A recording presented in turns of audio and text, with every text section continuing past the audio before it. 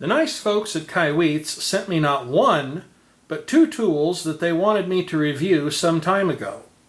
They'd probably like it if I went ahead and got that review done.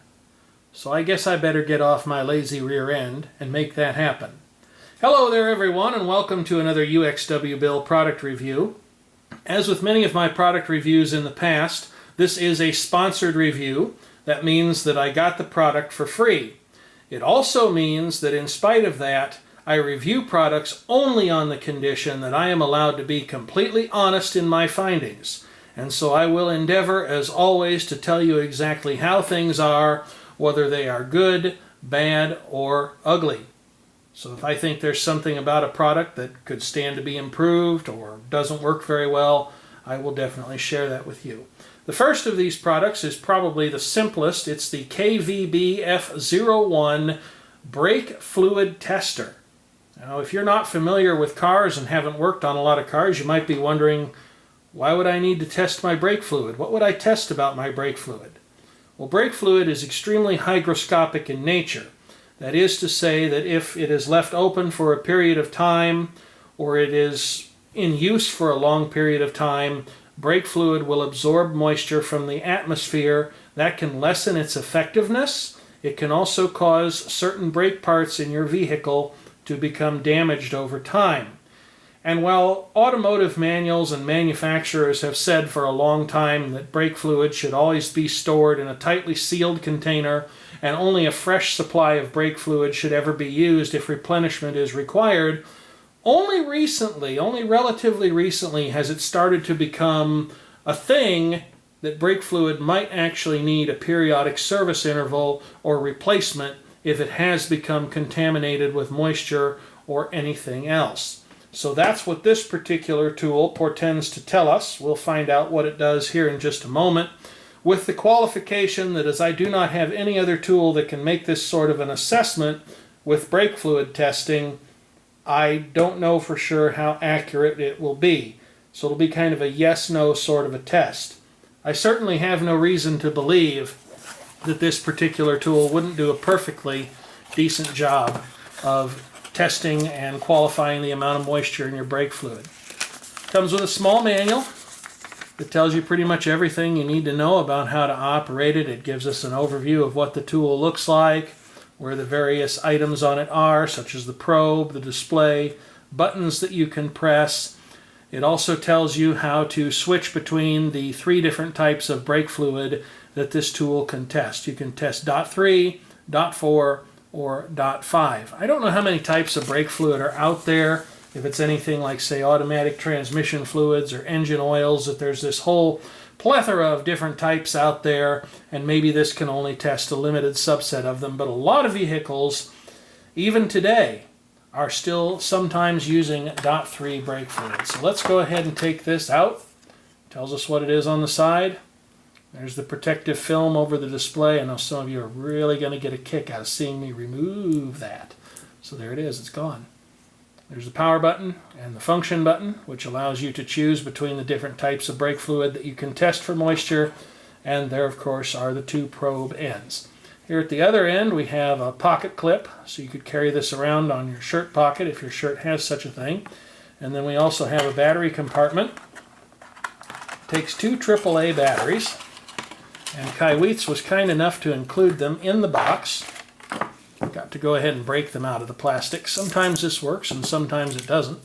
Sometimes it only works for one battery. As this seems to be the simpler of the two tools, I believe it's the one that we'll test first. I'll blithely assume that I'm putting the batteries in correctly.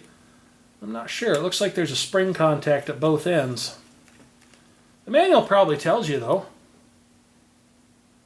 Okay, I did that incorrectly, so should be no harm done. If there was, I guess it won't be much of a review, now will it? Make sure they're both pointing the same way. Screw the bottom cap on, and we'll turn it on. Now they do say that there are different colors of backlighting that will display depending upon the condition of your brake fluid. I would have liked to have seen the backlighting on at all times, because sometimes under the hood of an automobile, light is definitely something that you can be wanting for. Again, as this seems to be the simplest of the tools that they sent for review, let's go ahead and test it first and just see what it does. We'll be testing the Kaiweets brake fluid moisture tester on Naughty Truck, which happens to be a 2007 Chevrolet Silverado Classic half-ton pickup truck with four-wheel drive. This truck has 275,000 miles on it at the time of this video's production, and the brake fluid probably has a substantial portion of those miles on it as well, even though a while back the brake lines did in fact rust in two down below the master cylinder. Not all the brake fluid was lost, and this truck's brake fluid has never been removed and replaced in its entirety. So the results of this test could be very interesting. This truck uses .3 brake fluid. I'll go ahead and loosen the cap, but I won't take it off because, again, brake fluid pulls moisture out of the air very, very quickly. We have the Kaiweets tester powered on. Shows 0.0%. It's set to measure .3 brake fluid. So now we'll take the cap off and we'll see what kind of a result we actually happen to get. It's here that I'll note the display is actually upside down. I certainly have no problem reading a display like that, but if you do, this may not be the best brake fluid moisture testing tool for you. So let's go ahead and stick it down in there and just see what happens. And at first it read 1.9. Then it read 2.1 and started beeping like it is now with kind of a yellowish green colored backlight, and now it's reading 2% even, which is definitely better than I would have expected considering the age and mileage of this particular truck.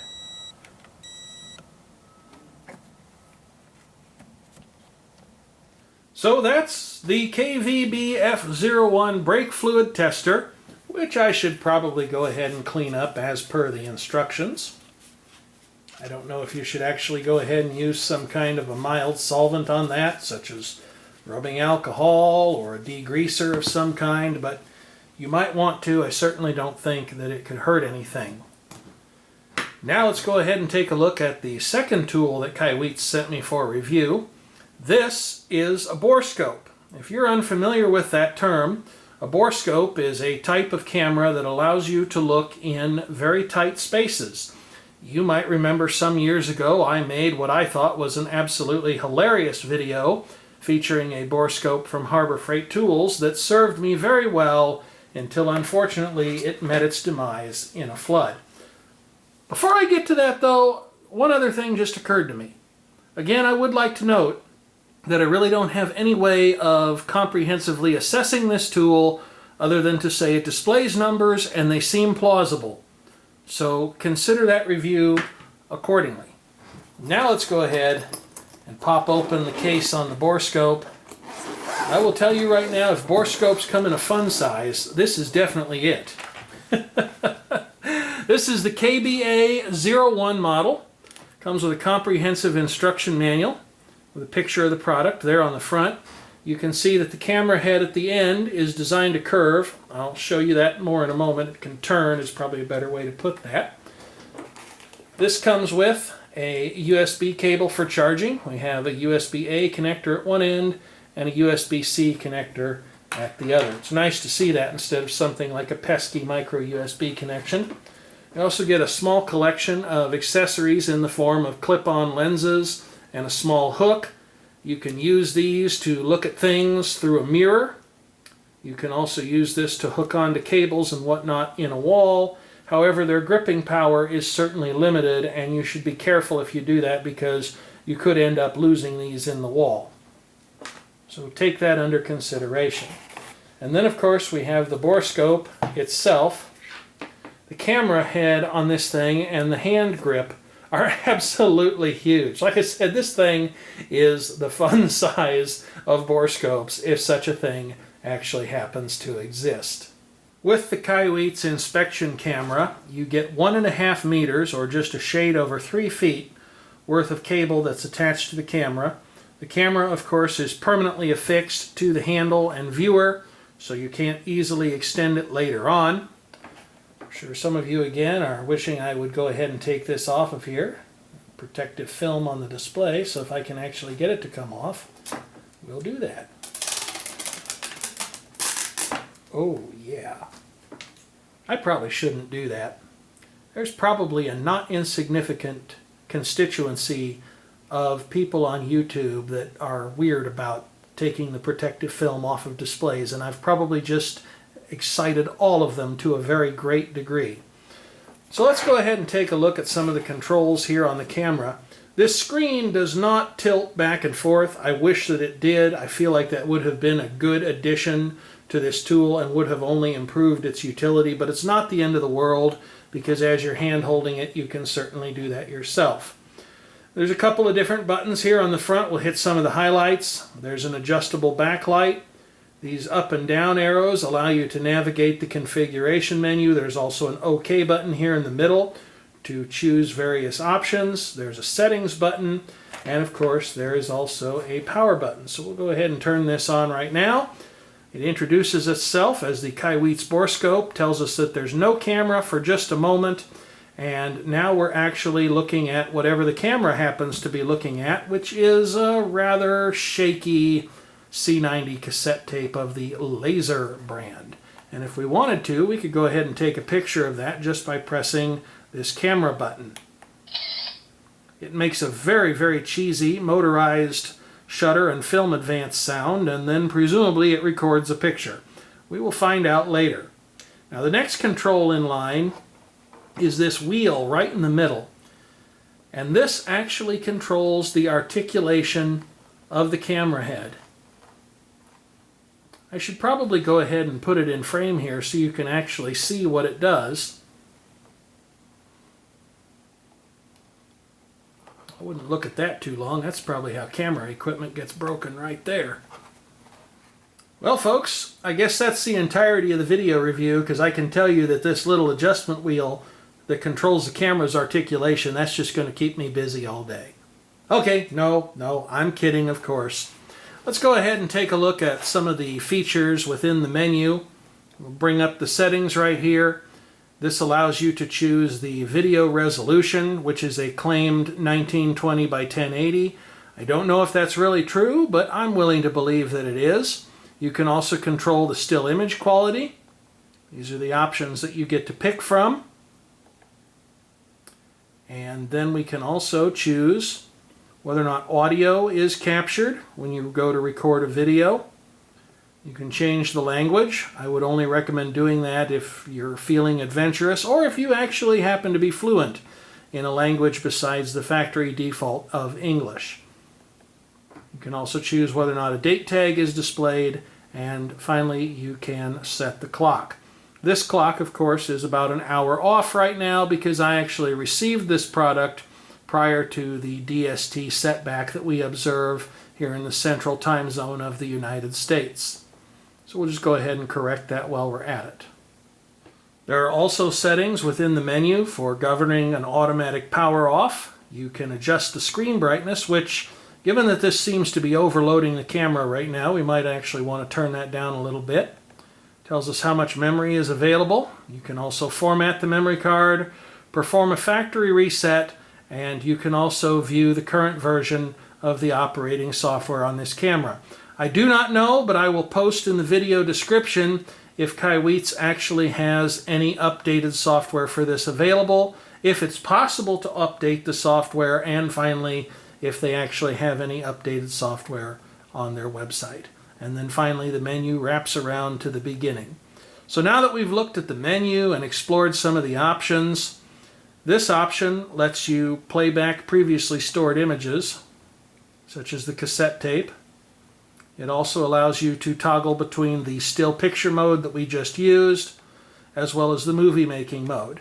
And when you're in the movie making mode, if you press the camera button, we're now recording a video. I will include this video in the video review that I'm producing if my editing software can actually handle it. So while we're making this video, let's go ahead and stick this camera into my soda pop over here and see if it is in fact water resistant. This is probably a great thing to do with a freshly manufactured electronic device. Probably has vitamins B, A, and D floating around in there now. Oh well, if Ferdon hasn't killed me, it's very unlikely that this will. So the camera does appear to be water resistant. which is a good thing.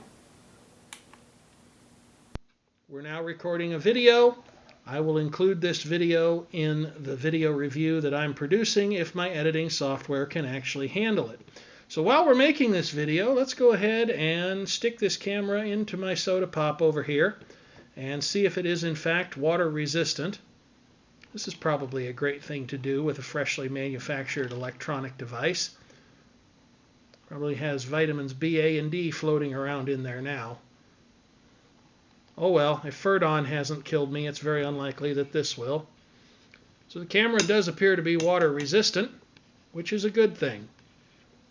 Now I've gone into the playback mode, and I can start playing this most recently recorded video by simply pressing the OK button. If I wanted to choose another video, I could use the up and down pointing arrows to do so, and then press OK to play them. We're now recording a video. I will include this video in the video review that I'm producing if my editing software can actually handle it. There was probably a better way to phrase that. Let's go ahead and stick this camera into my soda pop over here and see if it is in fact. Now playback is paused. Can be resumed by pressing the button again. Resistant. This is probably a great thing to do with a freshly manufactured electronic device. Probably has vitamins B, A, and D floating around in there now. Oh well, if Ferdon hasn't killed me, it's very unlikely that this will. So the camera does appear to be water resistant, which is a good thing.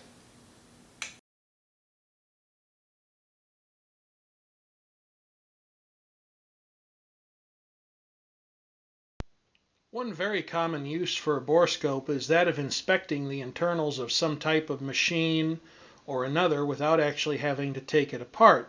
And that could be any number of different things, or an engine, an appliance like this clothes dryer, or even something like the heat exchanger in a furnace. So we're going to go in through the lint screen on this clothes dryer and see if it needs to be cleaned, which at least in the outset it would appear that that is the case. The amount of lighting that is provided by the camera can be adjusted. There I've turned it off. There it's at the maximum setting. And then we can go ahead and turn it down a little before we start spelunking within the confines of the dryer. And now I can go ahead and I can turn the head and I can look at the fan. And the fan looks more or less okay. But it definitely seems that someone ought to be running their vacuum cleaner inside here, because there is the start of quite a lot of fuzz and lint buildup that could cause a problem.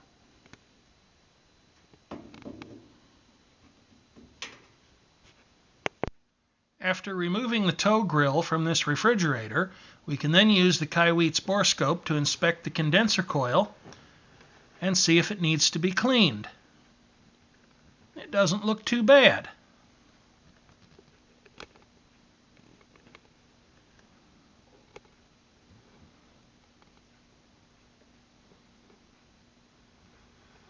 And then, with some care, we can pull the borescope back out and go over to inspect the condensate evaporation pan.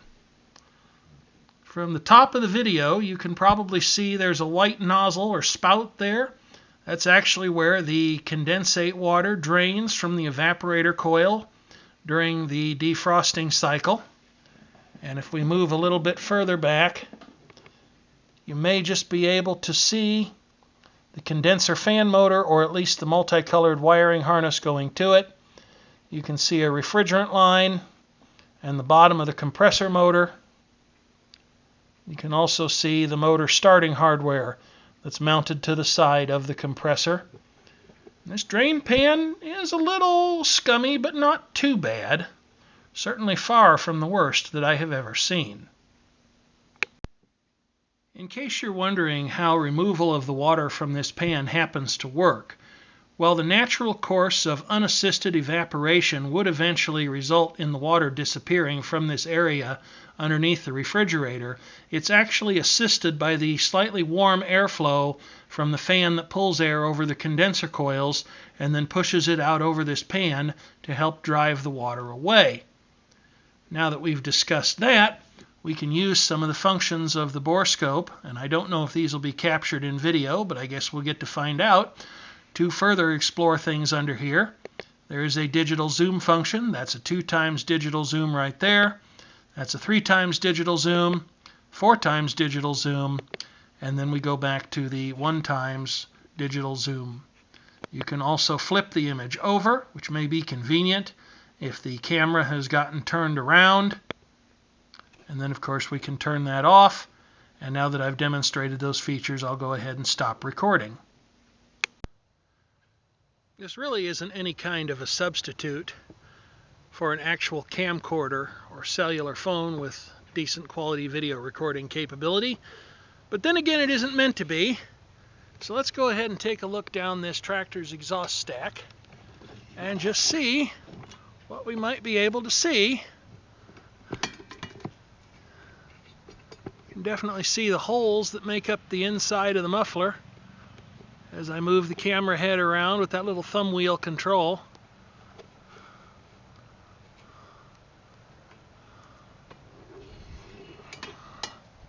And then, of course, I can pull it back out of there. And amazingly, I did not ruin it with exposure to the soot. We can also use this camera to look inside a conveniently located box of dishwashing powder, because I am just sure that dishwashing powder is always up to something when it thinks that we're not watching. Somebody must have tipped it off, because everything is looking very quiet right now. You could also use it to see just what kind of horrors lurk underneath your vehicle's seating surfaces.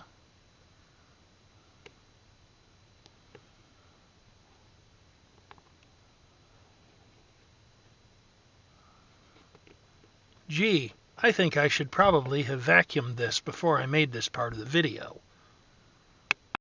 What you're looking at right now is the MVAC plenum, or heating and air conditioning plenum, in Naughty Truck's dashboard. I went ahead and stuck the camera down the vent next to the radio in the middle of the dash, and we can actually see one of the blend door dampers in operation, closing off airflow to the upper vent and redirecting it to the floor outlets.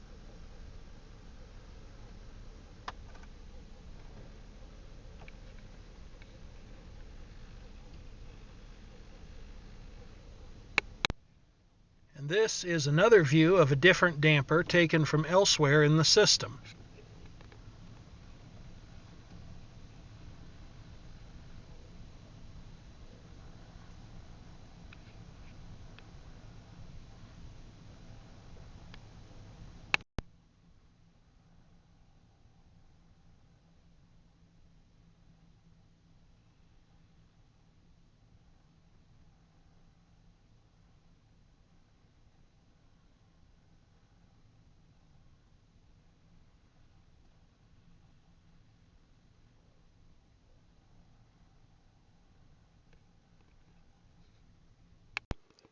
Right now I'm looking inside a whole house fan, and let's say that this had suffered a failure and I wanted to repair it.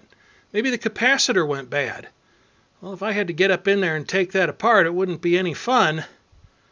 But with the articulating head on the Borescope, we can't see everything that's written on the capacitor, but we can certainly see a lot of it, and maybe one of those numbers even happens to be a part number that would tell us what kind of specification a replacement part should have. I can't actually see anything on the motor itself because it looks like the belly band is probably covering up the informational label on the motor itself. We could certainly have a look around and see that yes, that appears to be the case. We could also see if there's any kind of oiling or lubrication provisions on this motor that it might need.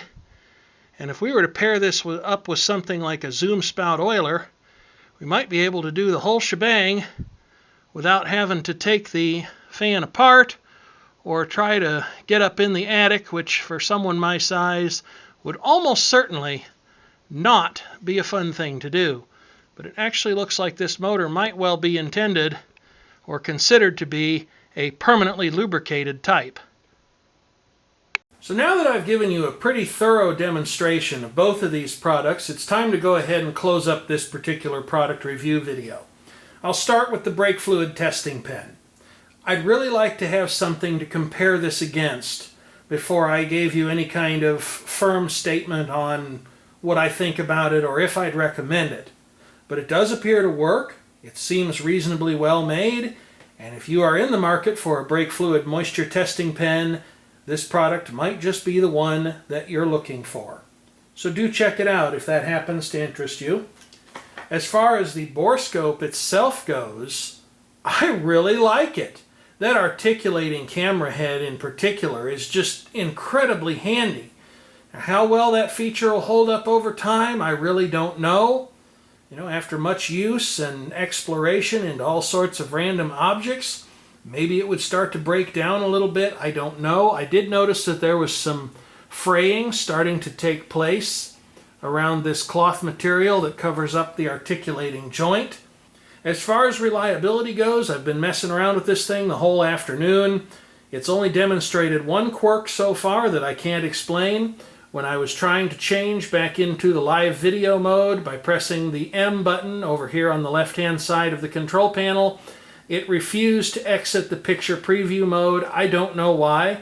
A power cycle fixed it, and it hasn't happened again. I certainly have no reason to believe that this isn't a perfectly good quality product and that it wouldn't go on to last someone who bought it a very, very long time.